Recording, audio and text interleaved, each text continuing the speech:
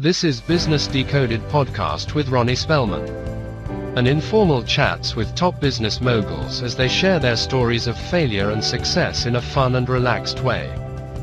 Get entertained, educated, and unlock the secrets to success. Welcome to the Business Decoded podcast with Ronnie Spellman. It's wonderful to have you back. We've had a great year this year and just having some wonderful guests in business to tell their stories and their background. I'm excited to have Steve Reed, who's the founder of Steve Reed Solutions. Steve, welcome to Business Decoded. Greetings. How are you today? Now, you're special to me because when we look at how do we give people some insight and to tell that journey that can help them to grow, I look at my life now and think, how can I leave a legacy behind? How can I share all that I've learned and not have it to some degree go to waste when I'm out of here? You have an amazing background and experience that's fairly varied. Tell us about your business. Well, my business has a lot of different facets. I've been a life and executive coach now for over 30 years. I technically started around 93. I don't know exactly when it was, but the backstory to that, how I got started, my undergraduate degree was in psychology. Right. I was planning on going to seminary after college. And my senior year in college, I served as the assistant minister for a small church. And I realized that's not what I wanted to do. Right. And so I got into outside sales, but I still had a passion for people. That's why I majored in psychology. In the late 80s, somebody introduced me to personality temperaments using the Greek temperaments, the cholerics, sanguines, phlegmatics, and melancholies. I couldn't spell either of those four words, so I kept looking. Right. Well, in 92-ish, 93, somewhere in that time frame, somebody introduced me to DISC. Okay. And I could spell DISC. It's D-I-S-C. It's real simple. But it's the same basic concepts. And what I found was I loved it so much, I just started sharing the concepts with people and started teaching it. Right. And what happened frequently is I'm teaching somebody about DISC and their personality temperament, and then they would ask me some personal questions. Well, I'm having a struggle with this, or I can't do this, or this is a block of some sort. And I found myself, now back in those days, back in the early 90s, we called that mentoring. Right. Today we call it coaching. Right. And so as a result, I just started coaching people. And then somebody came along and said, my wife and I are having some challenges. Can you help us? Okay. And so we started doing some marriage coaching. But my passion was always working with business owners to help them get to the next level, whatever that means. Right. Sometimes it's using DISC, sometimes it's using other tools. So tell me this, though. A lot of the younger leaders might not know what DISC is or Myers-Briggs, MBTI, or predictive index or insight assessment. Tell people what DISC is. And you got involved with it relatively early. It sounds like back in the early 90s before it became, I think, even bigger as a tool. Yes. But tell them what it is and what the significance is. Well, the significance is we all have a personality temperament. Sometimes it's based on our environment. Sometimes it's just how we are wired. Right. We're either extroverted or introverted. We're either task-focused or people-focused. And when you understand that, that helps you understand not just yourself, but the people with whom you are engaging. Right. So, for instance, a D is a driver. They're the dominant ones. They're the doers. They're going to get it done. Get out of my way. You're slowing me down. Yes. Sometimes they run over people. And so they have to be careful with that. The I is the inspirational type. They're the ones, they're the life of the party. You want to have them in an event planning type of a environment, okay? Then you have the S temperament. Let me back up 1 second. The D's and the I's are both extroverted. Right. The D's are task-focused. The I's are people-focused. The S is also people-focused, but they're typically reserved. Right. The S is the supportive, the sensitive, sweet. They're the people that are typically in the background supporting everybody else. Right. Okay? Because they're focused on people and they're introverted, it's easy for people to walk over them and to really take advantage of them. Sure. The easiest way to fix that is to say 2 words. Thank you. Just show them appreciation. It's amazing. And then the C is they're the competent, the compliant, they're the cautious ones. They're the construction, the contractor, that their theme is measure twice, cut once. Right. They hate making mistakes. Right. For me, that's an efficiency approach, right? Oh, absolutely. Yeah. Right. Absolutely. Right. Because and people say, well, I don't have time to do all of that. Well, if you don't have time to do it the right way, how are you going to have time to fix it Right. After later on when you mess up? Absolutely. Okay.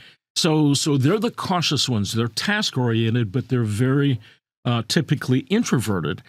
So when you understand those things, and if you're dealing with somebody that's of a different personality temperament, you try and relate to them using their temperament, not yours. Right. Now, why would that be? Why would the DISC assessment be an important tool either for a leader or for a business? I'll give you, for instance, if as a leader, whether it's a corporate leader, a ministry leader, somebody in church or other nonprofit organizations, if you don't know the temperament of the people that you're working with, you are likely going to assign them to tasks that it's not a good fit for them. Sure. And I'll give you a great example. And churches are notorious, nonprofits are notorious for this. Imagine somebody that is very high I. They love people, they're extroverted, and they come to the church and they say, I want to volunteer for something. Great, we need help back in the back office counting the money on Sunday mornings. Right. It would drive them nuts. Right. But at the same time, they'll take that person that's a high C temperament, who is typically reserved and task-oriented, and they put them at the front door as a greeter. Right. They're looking for a ficus tree to hide behind. Right. Because that's not them. So you reverse those roles. So if you understand the temperament, you can better match them up with the job or the project that's going on. Right. You typically don't want a high D, a driver, a president, a CEO, somebody like that, planning the Christmas party. Right. You want a high I to do that. Sure. And again, the high S, they're the support people. You want to make sure that they are taken care of. A great place that you would find a high S would be as the receptionist, Sure. or that executive secretary or executive assistant, because they love helping people. They love helping people to the point where they hate making mistakes. Right. Because if they make a mistake, it's going to make them look bad. Right. It doesn't make them, it makes them feel bad because, oh, Ronnie, I messed things up. Right. I made you look bad on that podcast. Right. No. I'll tell you this. So I worked at a Fortune 500 company. It's been over a decade ago. And we decided to implement a similar system. It was insight assessment, not DISC. Okay. For our region. So I had in my region 2,000 or so employees. Mm-hmm. So in one of our sub-regions. We did it because, exactly to your point, we found that we needed to increase the way people communicate. Yeah. Right. And part of that is just understanding their style. Exactly. And their tendencies. So if you take someone, in this case, that was a blue, someone that should likely be in accounting, they're great with numbers, they're introverted, they love being behind the scene, and you put them with someone that in that format, the insight assessment, is a yellow, who's generally a salesperson. Yeah.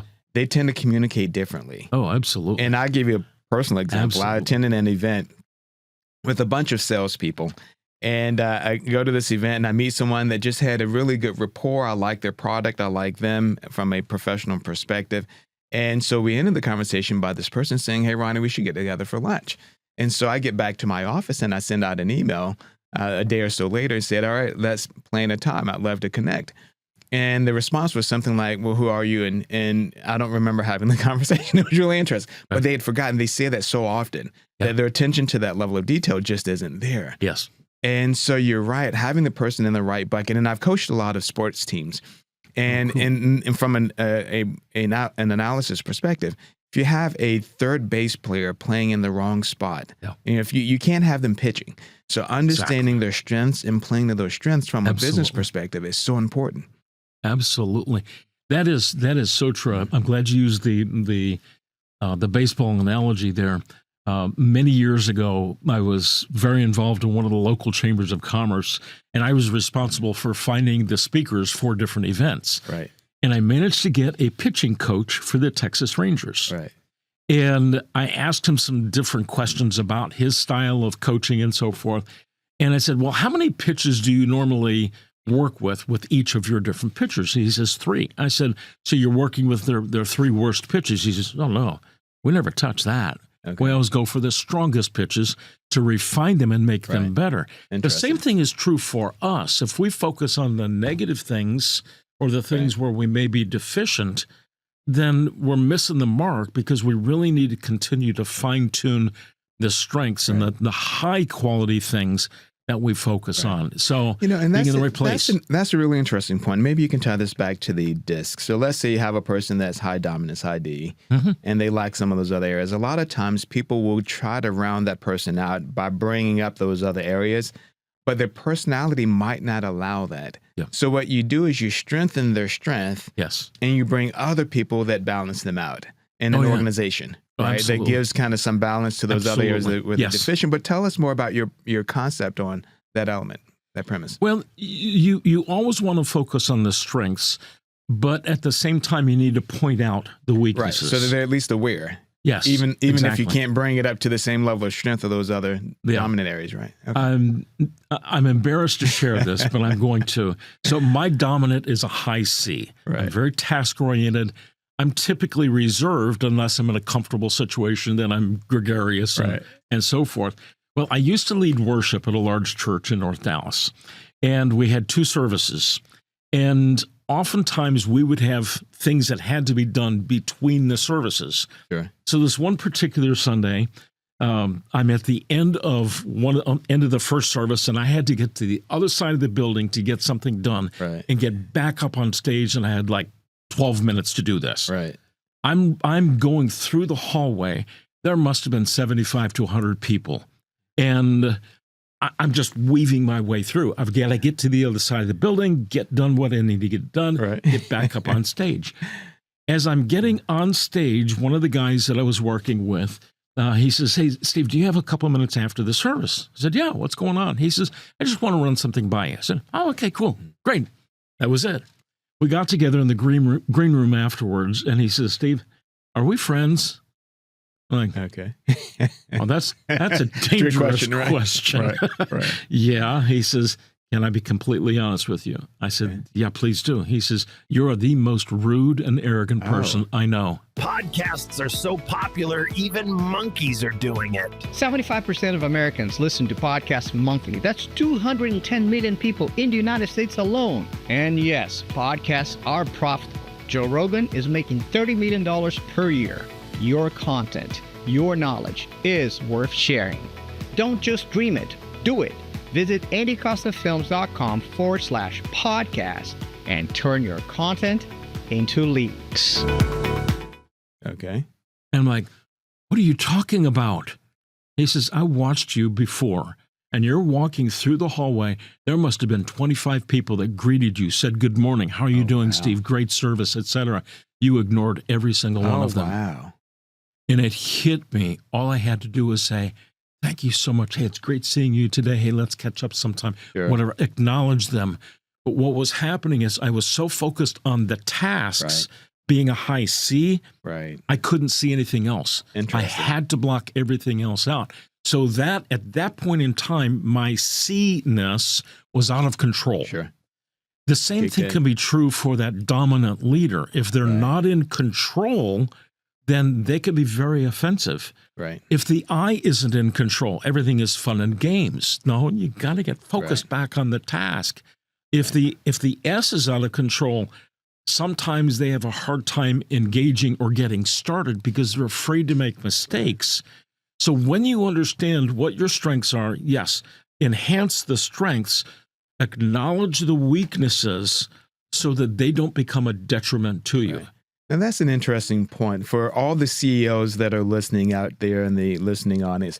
That's an incredible point because sometimes they can get tunnel vision, which isn't a bad thing, but they get so focused on running the business and there's a lot to worry about. They've got to worry about having enough cash flow to pay the employees, getting payroll out, getting new sales coming in, lead generation. They have a lot they have to worry about and they can get in that tunnel vision. And employees feel neglected, right? So they might see the CEO in the office and they felt ignored. How does a CEO overcome that? And your point is absolutely right on. And I think employees need to understand that they get in tunnel vision and it's not personal, right? And the CEO needs to realize that at some point they might need to come back when things slow down for the day and just say hello. Yes.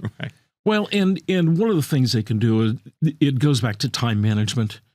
If you know that you have stressful times during the day, then close the door. Sure. And just block yourself off. There's some CEOs that they say, well, I have an open door policy. That usually doesn't work. Right. Okay. Right. You've got to have your time to be the leader and Right. to do the tasks that you need to get done. But then open yourself up to the specific time. Maybe it's 4 to 5, maybe it's 1 to 2, maybe whatever the time frame is, but open yourself up to that type of availability, Right. but making sure if somebody comes in and interrupts you, you've got to be sensitive to that. They may have a need that is very pressing. Critical. Right. So you just simply ask them the question, is this something that we need to deal with at this very moment, Right. or can we put it off until 3 o'clock? Right. Now, and this is a little different, but you made me think of it. So while working out in California when I was based there, pretty big operation, had a lot of subcontractors and dollars flowing through my operation. And I remember at one point, if the family called and I was in a meeting, then I wouldn't take the call. And then an event happened, the kids were in a car accident. Right. And it kind of changed my philosophy on it. So when they call, Yes. I'd always answer, even if I was in Yes. the middle of an important meeting, Yes. and ask exactly that question. Is everything okay? Yep. And if they say yes, Exactly. then let me call you back. I'm in a meeting. Yes. If it's not, then I'm there. But Yeah. your point is the same with employees as well. Sometimes they Yeah. have an urgent issue that they can't get resolved, and they need that focus from you. Yeah, very much so. So you have to be sensitive to the people that you work with, Right. whether it's just another coworker, a subordinate, maybe a superior that you're working with. You have to be sensitive to where they are, but you also have to be careful that they're not just coming in to waste your time. Sure. And so you've got that delicate balance that's there too. Right. Over the years when I've had an office, I work from my home now, and it's easy to get distracted with, doing all of the stuff. But when I had an office, there were times that I had to close my door because I couldn't get any work done. Right. Because people would think, oh, Steve's here, we can just talk to him. So, no, that's Right. not how that works. Right. So it's a delicate balance. What you said though about family, we've got to make sure that we keep our priorities straight, Right. and it's got to be God, family, business. Don't get those out of order. Right. And you get those out of order, that's when things get out of balance. Now, when I've looked to implement programs like DISC or MBTI or Insight Assessment, the question that I've often had from company leaders is, are those programs and systems legitimate? Your background is in psychology. Yeah. How good is the psychology behind the DISC assessment? I mean, I know that you it's didn't not. write the program, but I think that's an important, as leaders listen to this program, they're thinking that this is just kind of nonsense, right? This is some guy that likes the psychology of stuff, but how does that really help me manage and build a business? What's your thoughts on the psychology and the importance of the research behind DISC? Yeah. Many years ago, I sold heavy, big printing equipment. Right. And I love using this illustration. The owner of this print shop that I was working with, we're talking on the phone one day. He says, yeah, come on by the office at such and such time. And I walked into his office and I had all the paperwork filled out for him to purchase this particular piece of equipment. And he says, Steve, I just don't have time. Just give me the bottom line. Right. Okay, bottom line, $32,458.16. I slid the contract over in front of him. I said, press hard, the bottom line there, the last copy is yours. Right. He's like, what are you talking about? He says, well, I said, you wanted bottom line. That's the bottom line. Okay. Well, he got taken aback because he realized how he was being. Right. He didn't want all the detail. He says, okay, you got me. Give me some detail. What are we talking about? Okay. So in those kinds of situations, I made light of it, okay? Right. And it worked to my advantage.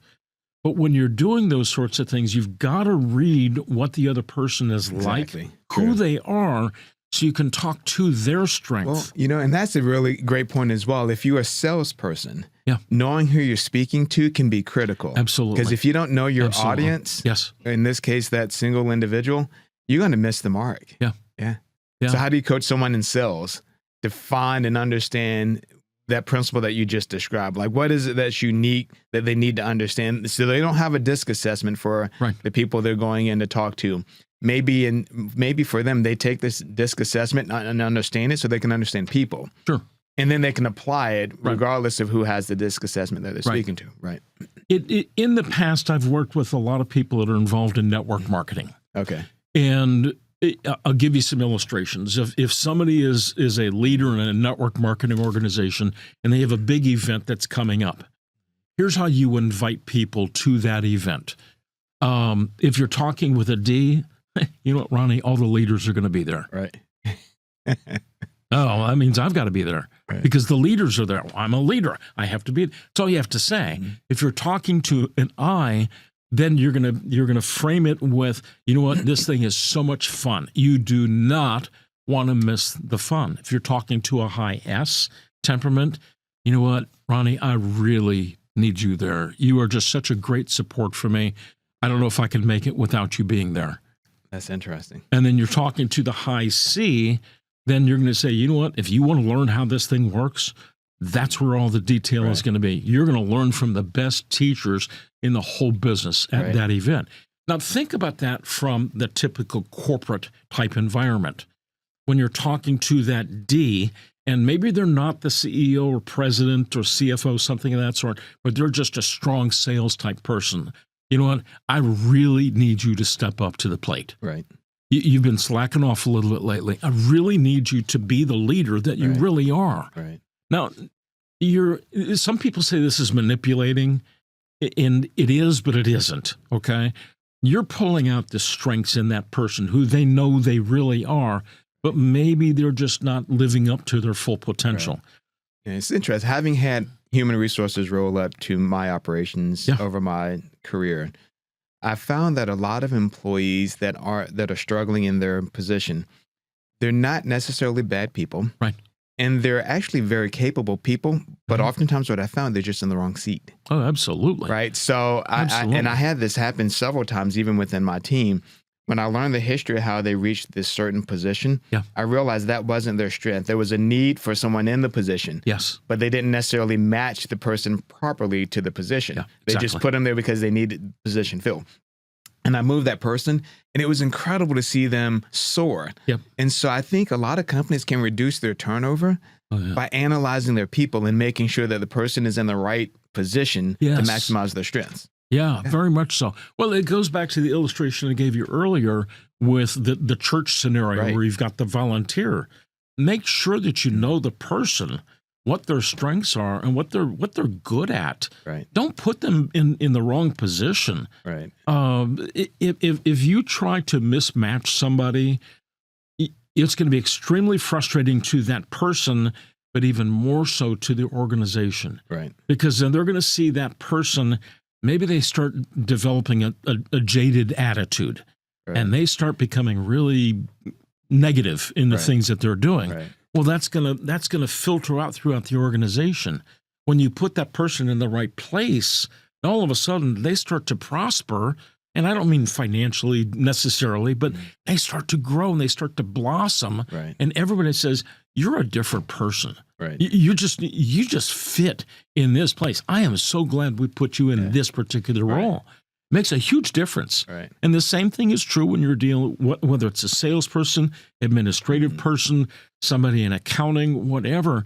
You've got to make sure that you're matching them up with their strengths. Right. Otherwise, they're going to be frustrated, and everybody else is going to be frustrated in the process. So you made me think this. I have slightly an offbeat question for you. Having done also the marriage counseling. Yeah. I had a chance to meet the founder of one of the dating apps. So legitimate business. They've grown to about $1 billion in revenue, founded and based here in Texas. Okay. So the founder is Whitney Hurt.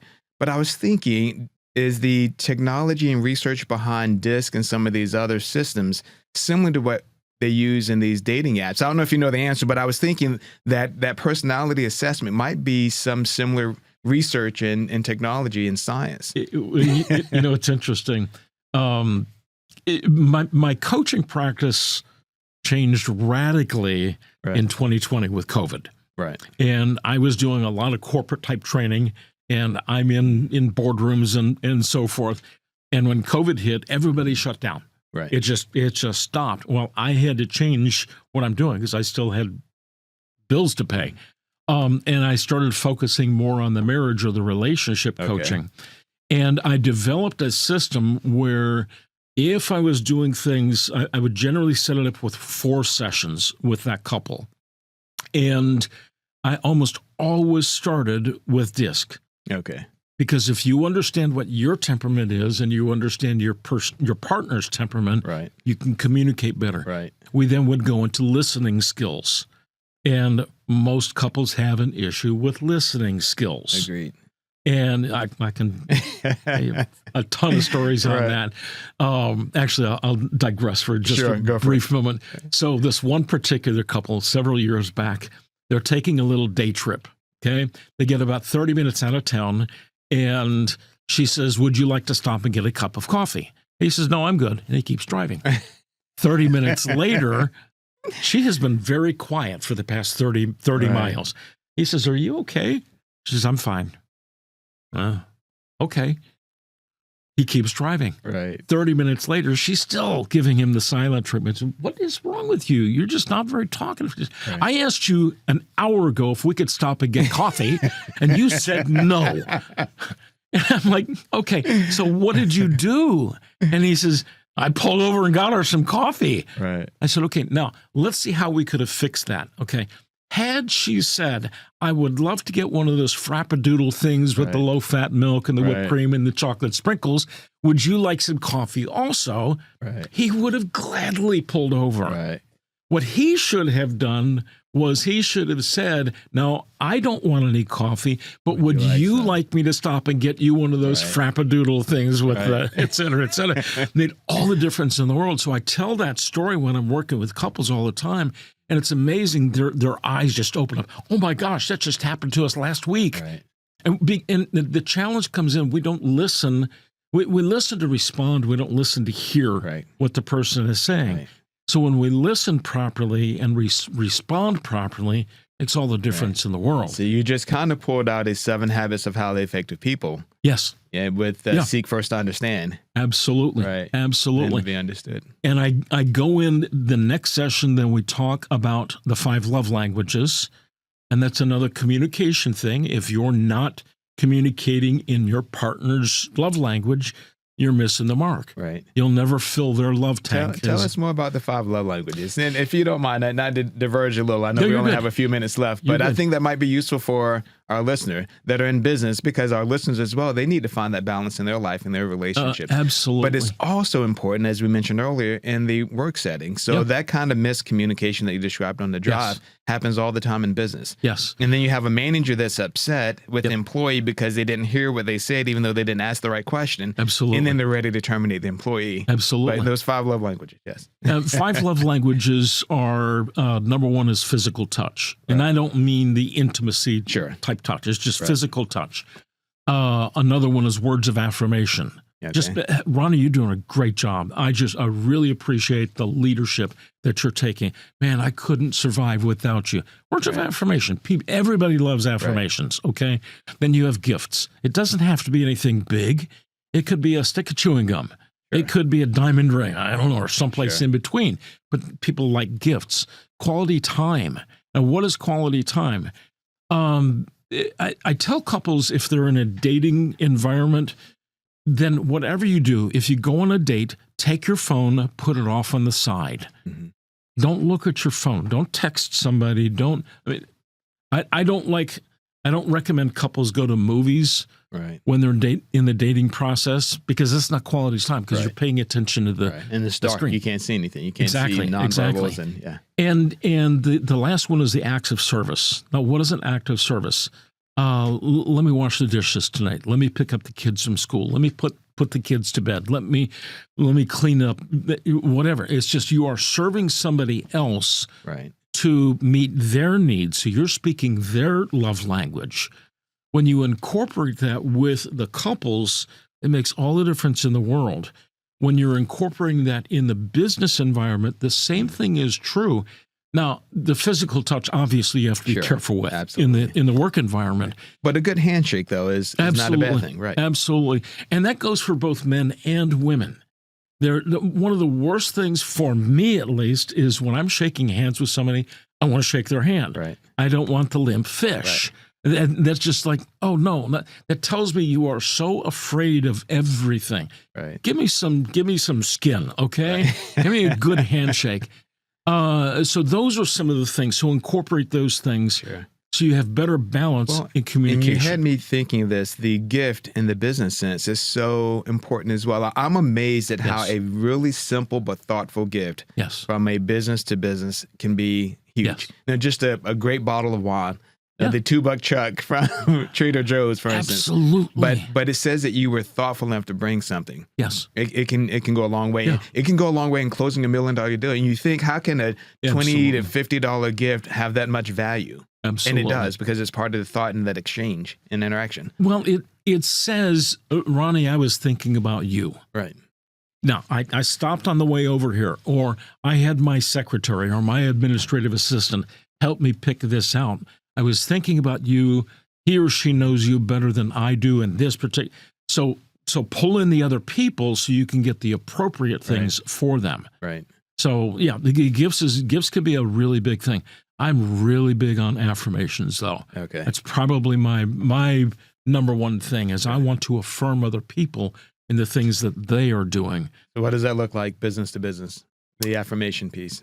That's a good example for you. Well, right off the bat, just acknowledging somebody in what they are doing and the quality of the work that they're doing. Your podcast. I was watching some snippets from some of your previous podcasts, and I'm thinking, that's the kind of podcast I want to be on. I love it. This guy's got his stuff together. And some of the people that you've talked to in the past, you were making me very hungry when I was watching the podcast on the Bluebell ice cream. Oh, man. I know. I was disappointed he didn't bring the ice cream. It's just wrong. And he's a great guy. I'm being funny there. But no, Bluebell is fantastic, right? So I agree with you. Right. Yes. So acknowledging and affirming somebody when they're doing something right. Okay? That is so important. So I learned all about affirmations 40 years ago from a gentleman who has passed away since. The name is Zig Ziglar. Right. And he taught me so much about affirmations. Right. And I try to affirm people as much as I possibly can, whoever they are, whether it's in a sales situation or in a worship situation or in just a personal relationships. You go to a restaurant and you want good service. I always do something to make sure that we're going to have a fun experience. Right. Now, I have to be careful. I don't want to give away all my secrets. But when somebody when that server comes and they're taking your drink order, I usually do one of two things. Do you have decaf water? Like, what? Well, I had one server not too long ago that she was really sharp. She says, oh, yeah, we have not only decaf, but we also have sugar-free water. Oh, fantastic. Okay, can I get a slice of lemon with that? Oh, no, did you want a decaf lemon as well? Now, as a result, I set the tone, and I'm affirming her with that. Right. And I set the tone for the entire meal setting. It's a great, delightful meal. Right. So it's little things like that. The other favorite one that I have is sometimes I'll get sweet tea, but I can't handle Texas sweet tea. That's just way too sweet for me. So I'll tell them, I said, do you ask if you have sweet tea? They well, yeah, we do. Okay, here's what I need. I need you to cut it in half. But I need you to put the sweet tea on the left side and the unsweet tea on the right side. I did that with one of the servers in a restaurant, and the waitress laughed so hard. She went back into the kitchen, and she brought all of her coworkers, other servers out, and she's pointing at, that's the guy, that's the guy. We had a great time. So the key is acknowledging the people, affirm them in any way you possibly can.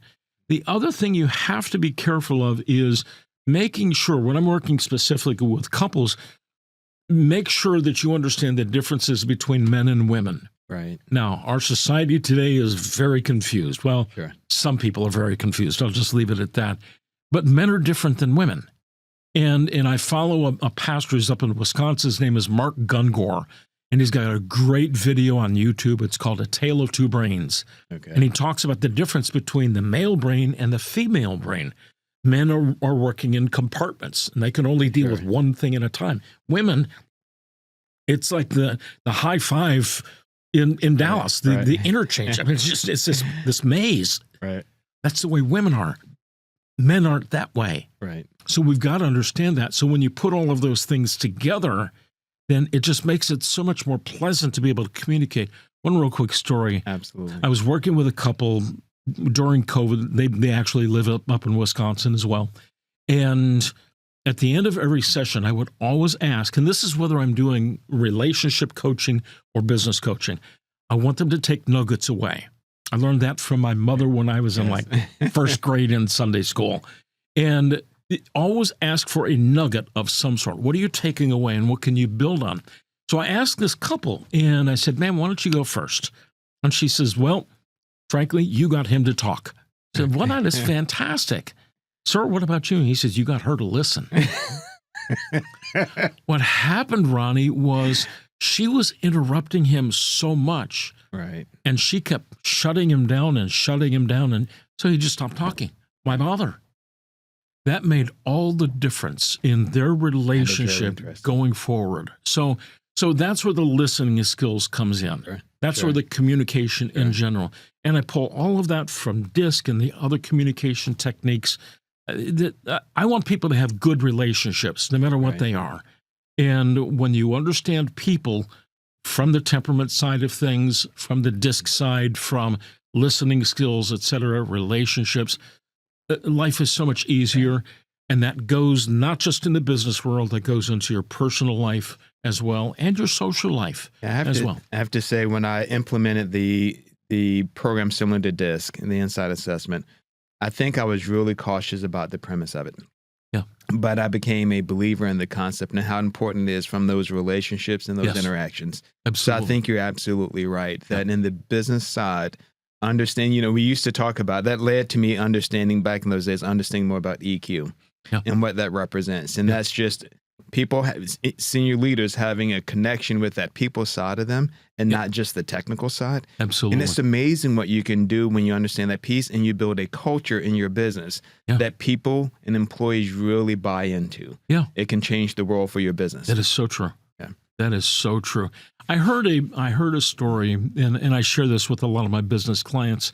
So there's a business owner, and he's got a contractor. He's doing some remodeling or something in one of his buildings, and the contractor's having some issues.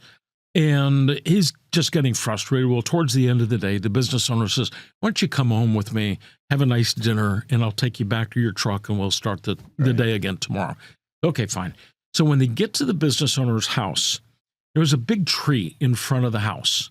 And as they're walking up the sidewalk, this business owner reaches up and he grabs a leaf and just rubs this leaf, and then he walks into the house. Okay. And they go in, they sit down, they have a nice meal, meet the business owner's family, etc. It's just a nice, pleasant time. Well, a couple of hours go by. It's time to go back, take the contractor back to his truck. As they're walking out, the contractor stopped and says, "When we came in, you grabbed that leaf. Right. Why did you do that?" And he says, "Oh, that's my trouble tree." Huh. "Your trouble tree? What do you mean?" He says, "Well, you know what? Stop and think from a family and a balance concept. Right. It's not fair to my family to bring all of my work problems home with me. Interesting. I'm going to bring some of them home, okay, because I've got to process things. But I want to leave the majority of the troubles on the tree, so I don't take it into the house. And when I get up the next morning and I look at that tree and I look at that leaf and I realize, oh my gosh, most of the troubles are gone." Right. So it's an opportunity to leave those things away from the house, so that you're not bombarding your family with all of the negative things that you could have. So I had a client, again, during COVID, I had a client that he was a manager of some sort. He was forced to move to an extra bedroom in his home as his office. And their conflict was he couldn't leave business away from the house. Well, I mean, it's down the hall, okay? I said, why don't you do this? Why don't you go to a Crafts or a Walmart or a Hobby Lobby or Michael's or something like that and get a little box, something that has a lid on it, and then get a table or a pedestal of something. Put that box right there at that door. So at the end of the day, you write down all of the challenges that you're dealing with, put it on a piece of paper, not on your tablet or on your iPhone or whatever, and put that list in the box, close the box. Then when you walk out, close the door behind you. Then you walk into the living room, family room, wherever, and you say, I'm home. Give me about 5 or 10 minutes. Right. And then you just veg for a few minutes. Right. Then you can start engaging with the family. Right. I talked to the couple a week later and asked her, not him, asked her how he was doing. She says, he's a different man. That's cool. Because he was able to compartmentalize things. Okay. So while it's important, we've got to understand the business side of things. We have to know when to draw the line and separate the things. Right. And that's all part of that communication thing as well. I know, Steve, we're over our time, but you made me think of something that I had a conversation with a good friend who's a professional, accomplished business person. And they don't have any kids. And I was explaining to them one day how that transition happened for me, similar to what you described, that after work, busy day, I knew that once I got home, I had a few minutes to make that conversion. Sure. That transition from work mindset to little kid mindset. Little kids don't care that you're the CEO of a $1 billion firm. When you walk in that home, you no longer own that time anymore. Yeah. Because you're there if you want to be engaged. You're there, you have to attend to them, you have to play and transition. You know, you're listening to Elmo and on the table having a tea party with your little one. But that transition is so critical. So the idea of touching the tree that you mentioned is an amazing concept. Yeah. I had something similar. I didn't touch a tree or anything, but it was just need a few moments to switch gears. And when I walked in the house, it was playtime until they went to sleep. Yeah. But that transition is so important. I think, as you mentioned earlier, so many people might walk in, they're still on their phones. Yes. I had so many friends that were running great organizations. They were wonderful people. Yeah. They never went to the kids' soccer games or engaged with the family. Yeah. And it's just all the difference in the world. Yeah, you need that balance and that ability to connect. And it's the same thing when you walk into the office. Yeah. How do you switch into mindset? How do you engage with your employees? How do you lead and give those employees an opportunity to feel valued and important to the business? Yep. So, be where you are. Be where you are, not someplace else. Absolutely. Steve, this has been enormously delightful. I came in not knowing exactly. I read your background and we have a lot of mutual friends in common. This has been incredible. How does someone find you?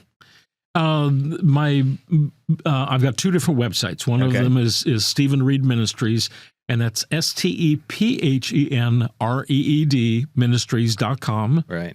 And I have a new website, which is stevereed.solutions. Okay. And that encompasses everything that I do. It's not just the coaching things, but I've got several other businesses that I operate as well. Well, you're a value to the business community. Thank you very much. So keep coaching. I hope companies find you and you can give them the behind-the-scenes support that they need to continue to grow professionally and personally. Yeah. Thanks, Ronnie. Yeah. It's been my pleasure. Thanks for joining us on the program. Thanks for joining us on Business Decoded with Ronnie Spellman. Thank you for listening to Business Decoded podcast with Ronnie Spellman. Please be sure to subscribe and share and stay tuned for more incredible Business Decoded episodes.